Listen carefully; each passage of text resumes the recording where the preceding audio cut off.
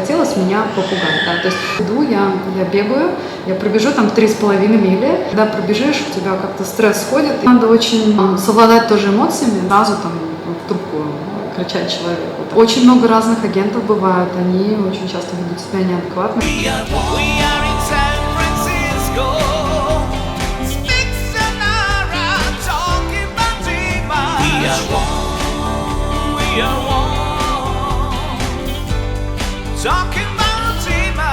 Дорогие друзья, здравствуйте! Мы продолжаем разговор в нашем женском клубе. Сегодня мы пригласили Лили Гарипову. Лили Гарипова родом из Татарстана. Оказывается, у татар и у казахов очень много общего. Не оказывается, это точно. Мы сейчас, наверное, полчаса говорили об этом, о наших общих чертах, традициях, культуре. Сейчас я представлю Лили Гарипову в первую очередь как профессионала, потому что Лилия является real estate. Лилия, вы могли бы представиться, вот как бы вы представились перед своим клиентом? Меня зовут Лилия Гарипова, я риэлтор в Сан-Франциско Бэй-Эре. Помогаю людям купить свою первую недвижимость или вторую. В принципе, да, многим людям помогла в Бэй-Эре. И я очень хороший ресурс для людей, которые хотят приобрести недвижимость. Это реально и вполне возможно. А сколько лет вы работаете в этой эрии уже? В профессиональной эрии? В профессиональной, будучи риэлтором, я уже, наверное, лет 9, да, то есть, но в недвижимости я намного больше. Я в Массачусетсе еще владела property management компанией. Это была компания, которая менеджила очень дорогие дома на берегу океана. То есть это было только referral-based клиенты. Лилия, я хотела бы вот сказать вам, что свою заметку сделать в первую очередь. Я сама сдавала на тест по real estate, но пока безуспешно. И почему-то у меня в первую очередь пришла такая вот идея при открытии женского клуба обратиться именно к вам. Почему? Потому что, во-первых, у меня вот с real estate ничего не получается, а во-вторых, я вот хотела бы вам вопросы позадавать в соответствии с этим, а во-вторых, мне просто хочется с вами поговорить как женщина с женщиной о том, как вообще вы здесь адаптировались в США, что вам нравится, что вам не нравится здесь. Вот поэтому я хотела бы задать первый вопрос. Чувствуете ли вы, вот первый вопрос, давайте, по мне лично. Вот я несколько раз давала тесты по real estate. Какая-то есть, может быть, изюминка такая, лайфхак какой-то с вашей, вы можете предложить что-то, сказать, как готовиться для того, чтобы сдать, наконец-то, real estate, экзамен по real estate? Просто пройти курс, я думаю, прочитать книжку. И что я делала, я просто брала несколько примеров экземпляров теста. То есть у меня было 5 или 6 экземпляров, и я их проходила дома. И везде, где я делала ошибки, я просто заново открывала, например, какую-то главу и прочитывала. То есть и каждый раз я видела, где мои слабые места, то есть все заново. Вот. Но мне на самом деле очень повезло еще с тем, что мой учитель, он здесь в Бэй-Эре, и он является моим брокером до сих пор. Он real estate адвокат, вот, и он был моим учителем, то есть он преподавал нам вживую. Вот. И это было здорово, потому что он как бы дал нам книжку, в которой просто сказал, вот на это обращайте внимание, на это не обращайте, на это обращайте, важно вот это выучить, да, то есть и он, интересно было с ним, потому что он на жизненных историях рассказывал. Почему этот вопрос был задан? Потому что я знаю, что сейчас нас смотрят не только те люди, которые живут в тех странах, где мы раньше проживали, это Россия, Казахстан, Кыргызстан и так далее, и так далее. И те люди, которые проживают сейчас в Америке, являются так же, как и мы, делают первые шаги в адаптации в обществе, в профессиональной сфере и так далее. Вот когда я готовилась к real estate, я обратила внимание, я не только теоретическую часть, но и практическую часть осваивала. Я обратила внимание на тот вопрос, что наверняка, я думаю, что есть вопросы дискриминации в вашей профессиональной эрии. Например, вопрос о вознаграждении, да? Или вопрос о комиссии. Как вот он решается, на ваш взгляд? Все-таки существует дискриминация между мужчинами-риэлторами и женщинами-риэлторами? Нет, я этого не замечала. Вообще, в принципе, если где-то была бы дискриминация, то там нужно было очень сильно кого-то да, затаскать по каким-то риэлторским. Есть ассоциация риэлторов, да, то есть если я такое за собой бы заметила, да, то есть, ну, естественно, где-то пожаловалась, и этого так бы не оставила. То есть нет, такого нет. То есть, ну, то, что с моей практики нет. То есть. Да, на самом деле в Америке очень сильные ассоциации всевозможные, вообще законы очень сильные. Если человек почувствует какие-то дискриминационные практики в отношении кого-либо, лично себя, он всегда может пожаловаться, обратиться даже в какие-то неправительственные организации. И на это всегда все сигнализируют, да, все как бы сразу отвечают помощью какой-либо. Ну, потом я хотела добавить, у меня, опять же, мой брокер, с которым я работаю, это, ну, я лояльна к нему, он был моим учителем, он китаец, то есть я его называю, все его называют Лауши Кенни. Вот, и дело в том, что он нам сразу, да, то есть есть много каких-то нечистых практик в real estate, и многие какие-то практики делают. Но он нас учил именно по закону, да, то есть он показывал нам кейсы, где он ходил на суды, и люди судились совершенно из-за мелочей, да, то есть и это можно было, ну, я не знаю, это можно было кейсы из любого, ну, всего. И, то есть если вы, например, там где-то шутите и там работаете с какой-то дискриминацией и комиссиями, да, то есть он просто нам сразу гайденс дал. Хочешь практиковать real estate, этого не делай, да, то есть то есть я знаю легальные моменты, где что и как делать, то есть он дал хорошую базу, да, то есть и иногда, да, то есть я, ну, то есть смотрю, как люди практикуют, но иногда на самом деле нет даже времени для кого-то там написать эту как бы, жалобу, ну, пока там кому-то нет. Но если, допустим, есть какая-то дискриминация в отношении денежного выражения? Не видела. Нет, никогда? Нет. Ну хорошо. А вот как вы соблюдаете баланс между семьей и работой? У вас 3 детей, вы такая хрупкая женщина. Вот я когда встретилась с вами сегодня, я удивилась. Вообще, когда мы разговаривали, даже ваш голос, он такой вот, ну, очень нежный, сами вы нежная, такая вот очень хрупкая женщина. Как вы справляетесь? Я знаю, что real estate это не просто нагрузки бешеные, это еще и очень надо хорошо водить машину, это надо вставать рано утром, потому что иногда показы и утром, и в ночное время могут быть, потому что клиенты разные бывают. Как вы справляетесь с этим?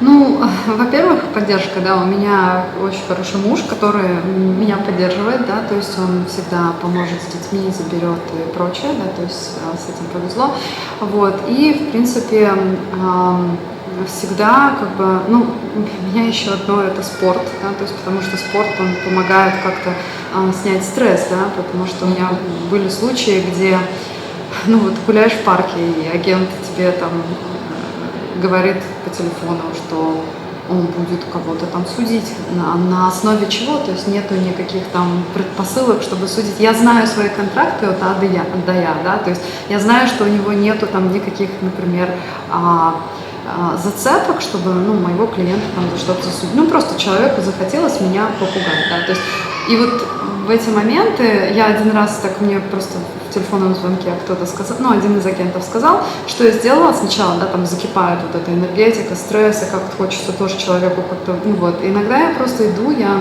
бегаю, я пробежу там 3,5 мили, вот, и когда пробежишь, у тебя как-то стресс сходит, и с музычкой помогает фокусироваться, да, ну, то есть вы думаете, там, раскладываете в голове, что делать, и потом после этого придешь, примешь душ, и звонишь этому агенту, да, то есть и ты уже более спокоен, и как бы ты понимаешь, что, ну, хорошо, хочешь, напиши моему брокеру. То есть и тот агент уже понимает, что у него, ну, просто, ну, вот он сказал какую-то ерунду. И, то есть тут надо очень совладать тоже эмоциями, да, то есть не сразу там в трубку кричать человеку, там. Да, то есть и очень много разных агентов бывают, они очень часто ведут себя неадекватно, то есть и моя работа сделать так, чтобы защитить моих клиентов, и даже часто бывает, что я помогаю там агентам, которые, например, продают, а мои клиенты покупают, да, то есть они не могут там угомонить своего клиента, то есть мне приходится еще там сделать так, чтобы все сработало и все было плавно, и все были довольны, вот, это, ну да, но мне помогает муж, вот, с детьми, и потом вот спорт, я сказала бы спорт, потому что это на самом деле помогает. Побегать, бег это очень помогает фокусироваться. То есть он вот убирает вот эту там эмоциональную стряску и просто помогает разложить все в голове, да, там, что вы хотите, ваш следующий шаг. Да, то есть не сразу эмоционально кидаться. Вот. Видите, это уже второй лайфхак, да? Первое, то, что надо работать вначале, надо всегда, когда ты приступаешь к учебе по real estate, надо выбрать конкретно учителя хорошего себе, потому что, например, я училась в сети колледже, там был учитель самый обычный, ну, для всех, тот, кто пожелает взять образование для того, чтобы взять лицензию по real estate. У вас, он, видите, вы говорите, вы с ним специально познакомились, да, как-то? Повезло просто, он как раз в моем городе, во Фримонте, у него офис был, и там уроки были. Но тоже то, что в колледже вас преподавали, это тоже вживую. Ну да, ну как бы, да. Может быть, стоило бы к нему тоже обратиться и за вопросами какими-то. Но мы же, как всегда, стесняемся. Да, да. Тем более мы уже возрастные студенты. Как-то показать, что там какую-то слабость свою проявить или сказать, ой, я что-то там не понял. Это не очень неудобно. И поэтому вот сейчас спасибо большое, что вы посоветовали. Да, если есть какие-то вопросы, подходить, прям спрашивать, не стесняться, да? Нет, это всегда. Даже я вот работаю, например, со своими клиентами, да, допустим, если кто-то хочет купить дом, первым делом я им говорю, глупых вопросов нет вообще, то есть вообще нету глупых вопросов, и главное не стесняться и меня спрашивать об этом, потому что если я чего-то не знаю, да, допустим, я обязательно найду источник, который профессионал в этом вопросе, и он вам даст ответ, да, ну, то есть, но не надо бояться спрашивать вообще всегда, да, там при учебе, при поиске дома, все, что вы делаете, ну, не надо бояться, да, то есть это вопросы любые, они хорошо. Да, тем более, когда ты покупаешь недвижимость, допустим, тебе надо знать, была ли до того, как ты вот собираешься покупать недвижимость, была ли оценка, appraisal, и ты тоже как-то, я не знаю, спросить или не спросить. А вот вы правильно говорите, не бывает глупых вопросов, потому что это же все деньги. Да. А еще здесь же сумасшедшие деньги стоят недвижимость, миллион за 2 уходит уже. Никогда не бывает. Никогда. На самом деле, да, это нужно спрашивать вопросы. Зачем ты создала это видео? Зачем ты встретилась с Лилией Гариповой? Ты думаешь, это нужно твоему телезрителю, твоим подписчикам? Я встретилась с Лилией Гариповой для того, чтобы, во-первых, вы понимали, кто такой real estate, чтобы те соотечественники, которые проживают в США, могли продавать, покупать свою недвижимость через высокопрофессиональных людей, таких как Лилия Гарипова. Я хочу, чтобы наши соотечественники научились инвестировать свои деньги. Можно деньги инвестировать в недвижимость в США. Пожалуйста, Лилия Гарипова вам поможет в этом. И если вы хотите наличными деньгами купить недвижимость, пожалуйста, это без проблем. Если вы хотите, чтобы взять кредит в банке, и через кредит оформить недвижимость в США, пожалуйста, это тоже можно. Только процент будет чуть больше. Down payment – это первоначальный взнос. Варьирует от 100 до 200 тысяч долларов, потому что недвижимость здесь, в США, очень дорогая. Просто хочу знакомить вас с такими людьми, как Лилия Гарипова. И я еще буду делать различные видео с разными интересными людьми, проживающими здесь, в Калифорнии, в Bay Area. Я обратила внимание, что вы очень скрупулезно всегда относитесь к своей информации, которую вы выкладываете на своем подкастовом канале, своей страничке в Facebook. Вы работаете не одна, вы работаете с человеком, который работает с деньгами, mortgage, брокер. А в частности, это Стив Цветков. А почему такая идея у вас появилась, обратиться к брокеру? Почему вы не стали сами? У вас нет... Я вижу, в основном у вас больше видео с кем-либо. Может быть, это какой-то специальный принцип, подход. Вы никогда не ведете сами. Ну, бывает, я видела видео, где вы ведете себя, где вы рассказываете, какие-то цифры приводите. Да, это такие редкие видео. А в основном вы работаете с кем-либо. Ну, я, например, для начала просто я риэлтор, да, то есть я считаю, что есть люди, которые делают, ну, все, да, там люди-оркестры, то есть и риэлтор, и брокер. То есть я считаю, что вы можете профессионалом в одном деле быть, да, то есть и вот таргетить. Я знаю, что я делаю с точки зрения real estate, да, то есть я купила курс тоже, стать mortgage брокером, у меня все эти книжки есть, вот, и я потом поняла, что, да, я там это все прочитала, отучила, я хотела потом лайсенс можно было получить, но зачем, да, то есть я либо ориентируюсь на то, что я делаю, вот я знаю, что, как купить, я свои контракты, опять же, знаю от А до Я, все легальности, любые проблемы, я не тот риэлтор, который кого-то оставлю там в подвешенном состоянии, мне люди там пишут, у нас там проблема, мы решаем ее, там, год спустя там у кого-то что-то случается, там, ну не из дома, а вообще просто там продать хотят что-то, да, то есть, опять же, я всегда помогу, если не я, то я направлю. Вот. А со Стивом, то есть почему такая идея появилась? Потому что, опять же, я сама покупала дом в одно время, то есть это было, наверное, 2012 год. Вот. Это недавно совсем. Да. И мы, когда покупали дом, там была такая история, что нам очень понравился дом.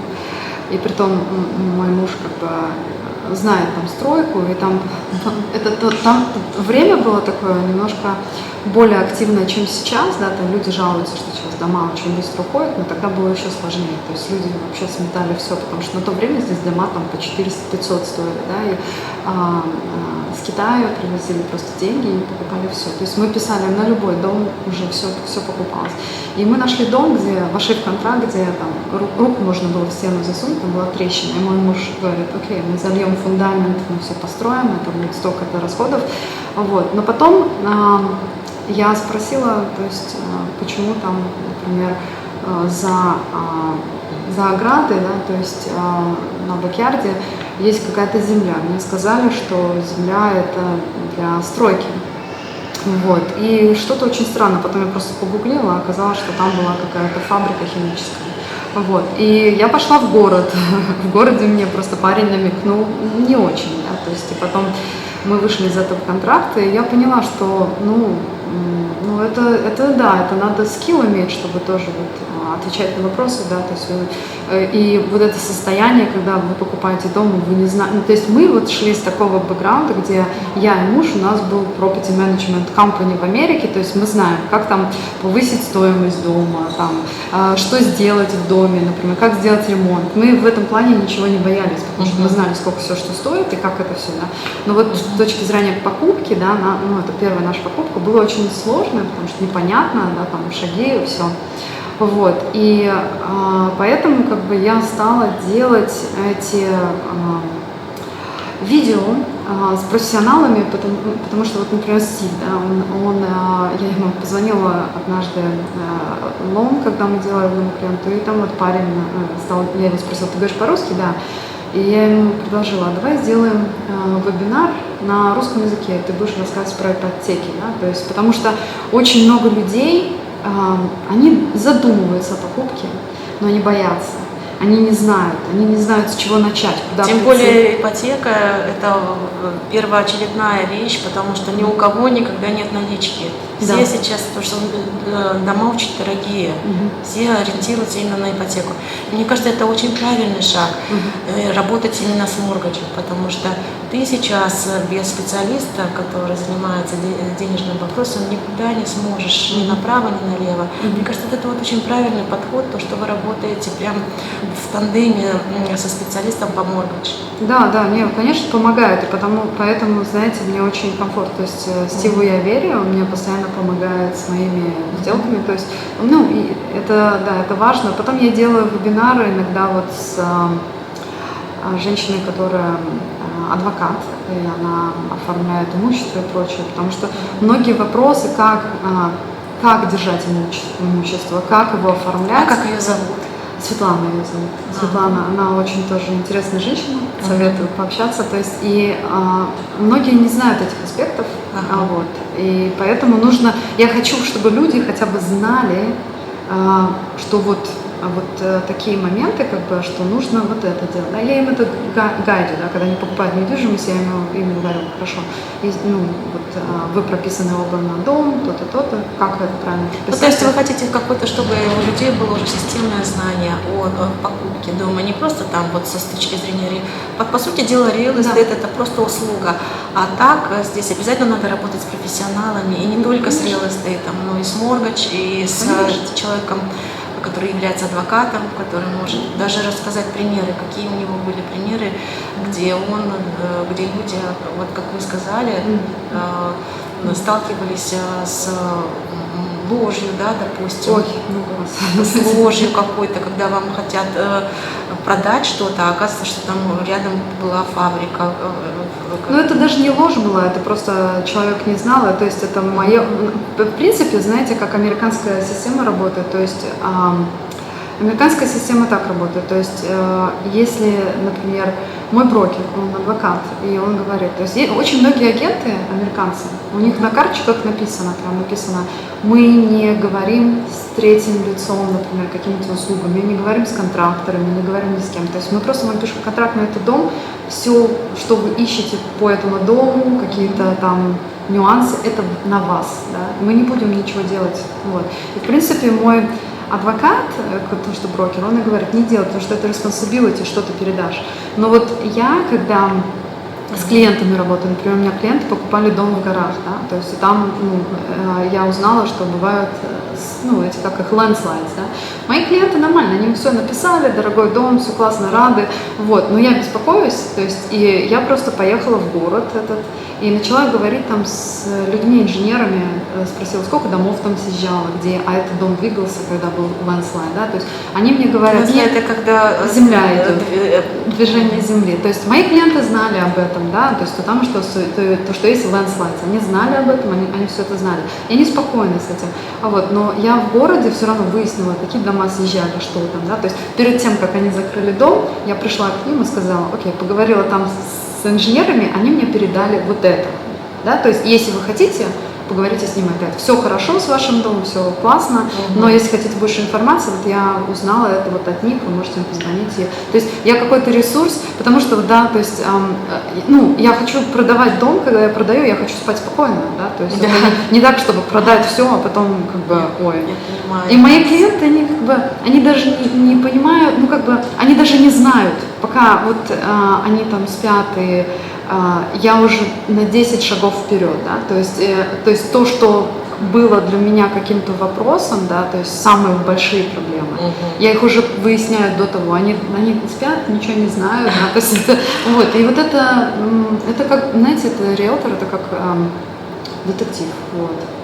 Ну, это даже как мамочка какая-то, которая как ведет за собой, осторожно, будь осторожна, потому что я знаю, что если завтра выяснится что-то, попадет в первую очередь риэлтору, который продал этот дом, завтра скажет, ты не сказала нам об этом, почему не выяснила и так далее. Да, вот пока я готовилась к экзаменам, к тесту, я многие эти вещи поняла, что ответственность тут может выстрелить с любой стороны в риэлтора. Поэтому я удивляюсь женщинам, и вообще риэлторскому профессионализму. Надо быть таким сильным профессионалом, чтобы, не дай бог, не на какую-нибудь кочку не насесть. Как говорится, много всяких подводных камней может быть. Вот сейчас я хотела бы поговорить с вами теперь конкретно о вашей семье, да, если вы позволите. Почему? Потому что у нас канал о Димаше Кудайбергене, и Димаш, он всегда ассоциирует себя с семьей.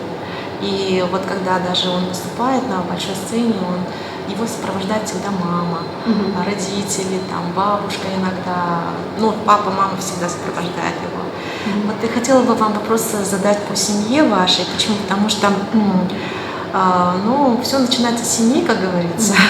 Языковой барьер, да, я знаю, что все вы преодолеваете языковой барьер, все мы, и вы, и мы, потому что мы все все-таки не родились здесь, мы все люди, мигранты, приехали сюда. Как испытываете ли вы до сих пор эти трудности, испытывают ли ваши дети, ваш супруг? На самом деле мне не так сложно, да, то есть это я уже давно в стране, лет 20, вот, и плюс у меня еще педагогическое образование из России, где я была бы педагогом английского и испанского, вот, но мне повезло на самом деле, потому что когда я приехала первый раз в Америку, я была на острове в Массачусетсе, и там вот на 6 месяцев я по студенческой программе была, я 4 месяца не встречала ни одного русскоговорящего. То есть это было очень тяжело, потому что я вот язык знала на уровне, ну, я очень его хорошо знала. То есть я была педагог, я должна была быть педагогом английского, то есть я всю структуру языка я могла вас учить самих американцев. Но говорить это совсем другое, да, то есть и вроде все знаешь, все понимаешь, а говорить не можешь. И я помню, что меня заняло, наверное, 2 месяца. Просто я молчала, ходила, все слушала, обсервировала. А потом я смотрела очень много ситкомов, как Friends, просто на английском языке, которые просто... Friends вы смотрели? Friends, и там Everyone Loves Raymond, вот эти все ситкомы старые. Вот. И через 2 месяца мне просто пришлось, у меня как, знаете, все. И я начала говорить, и мне сказали, вау, что случилось. То есть, но было очень сложно, я 2 месяца молчала, потому что как бы одно дело, когда вы знаете язык, другое дело это говорить. И на самом деле очень важно быть погруженным в язык, да, то есть не стараться искать только русскоговорящее комьюнити, да, а стараться быть, там, идти в магазин и пытаться говорить, это очень важно. То есть важно, пусть вы будете неправильно говорить, главное, чтобы говорить, да, то есть пытаться сказать, не бояться, что там над вами посмеются, лучше неправильно сказать, и потом себя выталкивать вот этой зоны, да, то есть... Ну а вот в вашей работе это же то же самое, если ты начинаешь общаться с американцем, у вас же там все профессиональные термины в real estate. У меня нет проблем, у меня просто язык уже как мой родной, то есть я его очень... то есть я все эти идиомы, все это понимаю, я здесь была с 20 лет, да, то есть для меня это... Я со своими детьми иногда на английском говорю, да, то есть мы читаем книги, но вот иногда стоит ребенок, и вот ему объясняешь что-то на русском, и видишь, что глазами машет, и там половину того, что я говорю, он не понимает. И я переключаюсь на английский, потому что я знаю, что на английском он это поймет быстрее, да, то есть и мое время, я сэкономлю время, вот, но им сложнее с русским, но у меня с английским нет вот этих, потому что я, мне кажется, была очень молода, когда я сюда приехала, то есть 20, и плюс еще погружение там на 6 месяцев только в американскую среду, это дало такой толчок, да, потому что, мне не было никого 4 месяца говорить по-русски, прям никого. То есть это было сложно очень. Но это было полезно в том роде, что вот, например, ваши детки, они же уже как бы рождены здесь, в Америке. Они, наверное, для них английский язык это первый язык. Да, их первый язык, и они по-русски как бы говорят, но сложно, да, то есть какие-то, естественно, они берут там уроки русского языка, но они говорят. То есть, если... А зачем вы берете уроки русского языка? Вам это нужно? Да. Для чего? Потому что структуру они не знают, чтобы они как бы грамматику знали, как она складывается, и больше как бы, вот, например, там, класс, да, там и все дети и преподают на русском языке, то есть чтобы они общались с детками, которые по-русски говорят. А это делается для того, чтобы они были билингва, да, вы делаете? Чтобы они билингвы были, хотя бы знали, как писать. А для чего это нужно? Что люди более успешны, если они билингва в Америке? У меня не совсем билингва. Я хочу, чтобы они вообще смогли когда-то, потому что бабушки, дедушки не говорят по-английски, естественно, я хочу, чтобы они умели общаться с бабушкой, дедушкой, да, там на английском они не говорят, а на русском, хотя бы сказать, бабушка, я не знаю, условно, дай мне поесть, налей мне молока, как бы такие вещи. Вот. Я хотела бы, чтобы они хотя бы умели читать. Вот. Читаю иногда книги с сыном, сложно, конечно. Многие слова не понимают. Иногда просто прочитав книжку, я спрашиваю, например, а ты знаешь смысл этого слова? И там, спросив там 3 слова, я примерно понимаю, насколько он понимает русский язык, да, то есть, и понимаю, наверное, здесь надо с ним почитать побольше, да, то есть. То есть, получается, ваши бабушки и дедушки с вами живут Нет, они в России? в Татарстане. Они, то есть, получается, что они приезжают к вам? Да. Или вы к ним ездите? Да. Мгм. Это здорово, что вы эту связь держите между родными, близкими. Мгм. А вот культурные различия, вы чувствуете, что все-таки сколько бы вы здесь жили, 20 лет или больше, или даже что ваши дети здесь родились, существуют до сих пор культурные различия между американцами и вами? Да, конечно, существует, ну, очень много. И, наверное, самый большой, опять же, то есть вот я когда приехала сюда очень молодой, в 20 лет, и самый большой урок, наверное, для меня, ну, естественно, мы как бы из России, со всех стран СНГ, да, то есть мы более такие экономные, мы там отложим что-то положим. Американцы больше, они вот есть, используют, там, выкидывают, не думают там, да. Потом, имея бизнес, я притом работала в бизнесе, вот property management, с очень богатыми людьми. То есть это были люди, те, которые работали там, не знаю, они владельцы больших компаний, там, банков и прочее. И я иногда там, например, приходила к ним домой, и часто они просто со мной говорили, и нас приучали там в России, допустим, да, то, что там субординация, такая строгая субординация, да, там вы там такой-то, такой-то, там, вы такой-то, такой-то. А вот у американцев это не чувствуется.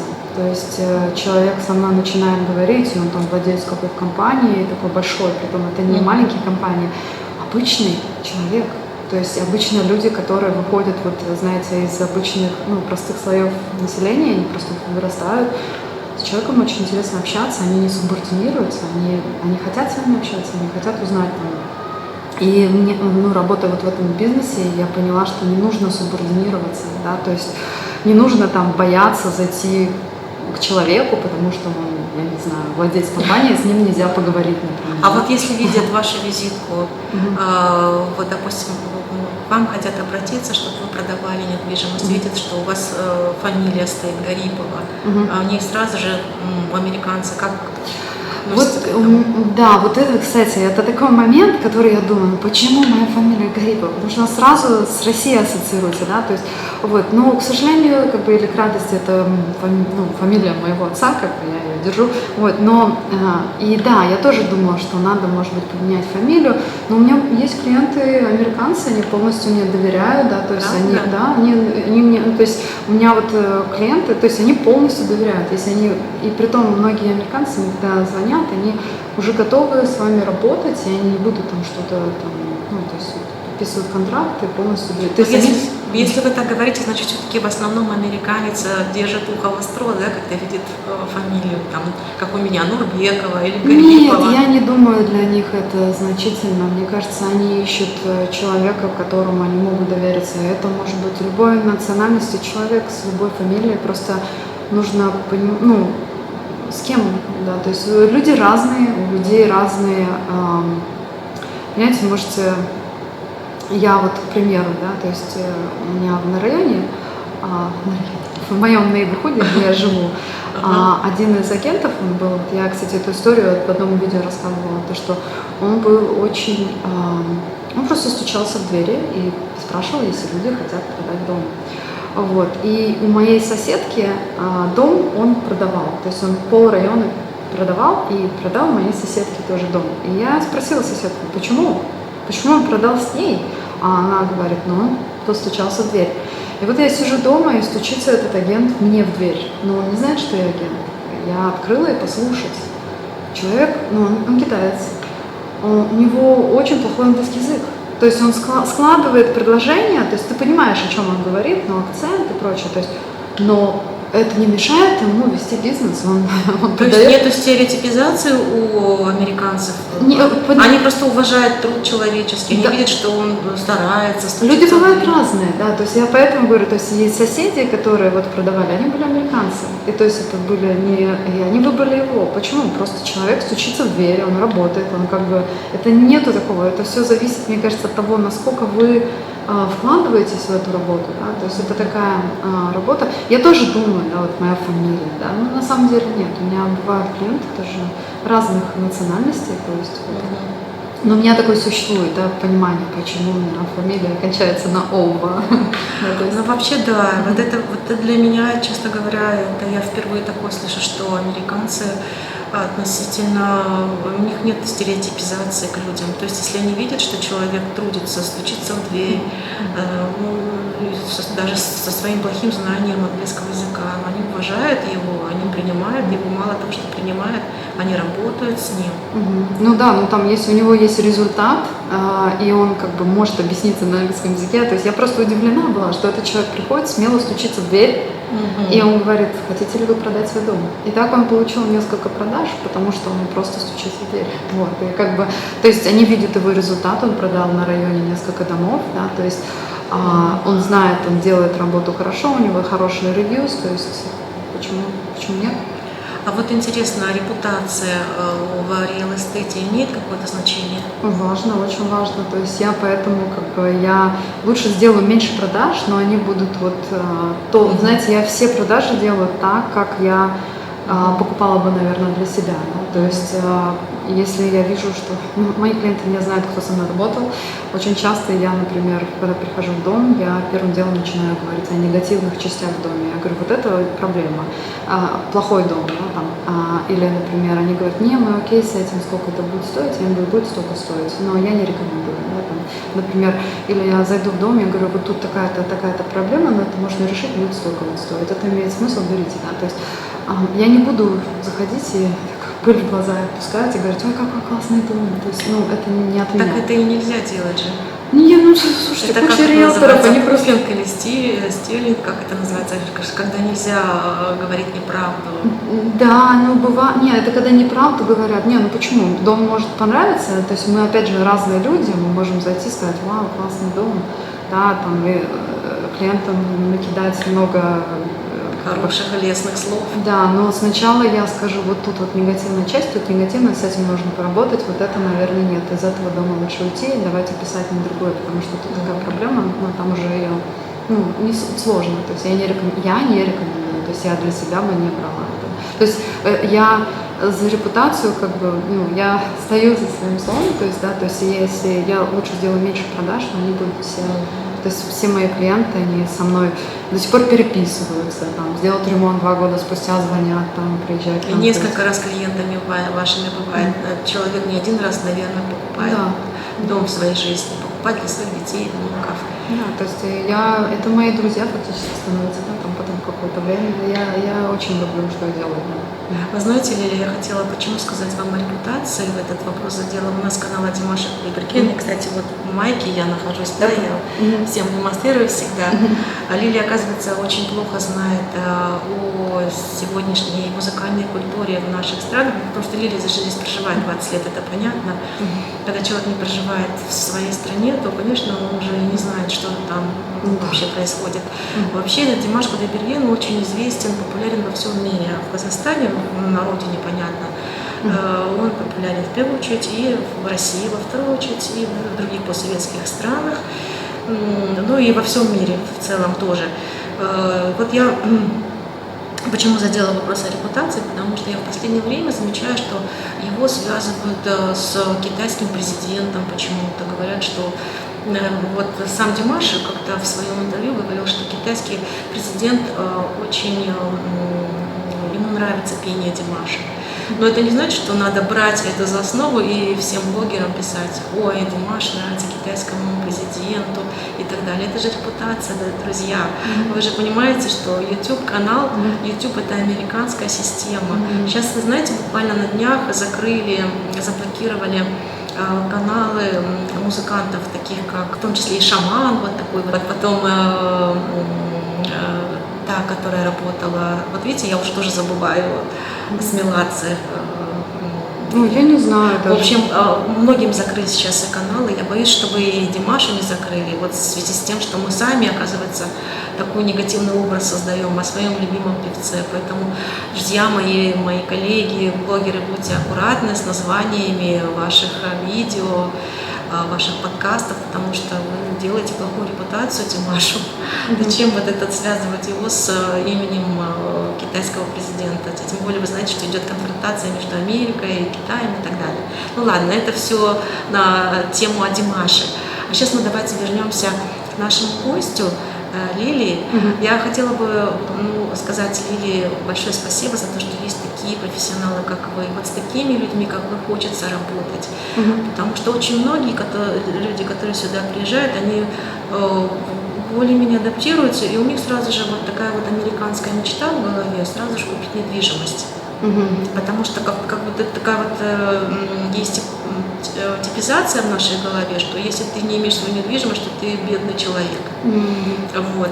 И вот эту стигму, ну не стигма, а как бы вот эта типизация, это вот понимание того, что надо купить недвижимость обязательно в Америке в первую очередь. И связываться со всякими риэлторами, и добросовестными, и недобросовестными. Надо сказать, что людей много, риэлторов много, точно так же, как и людей.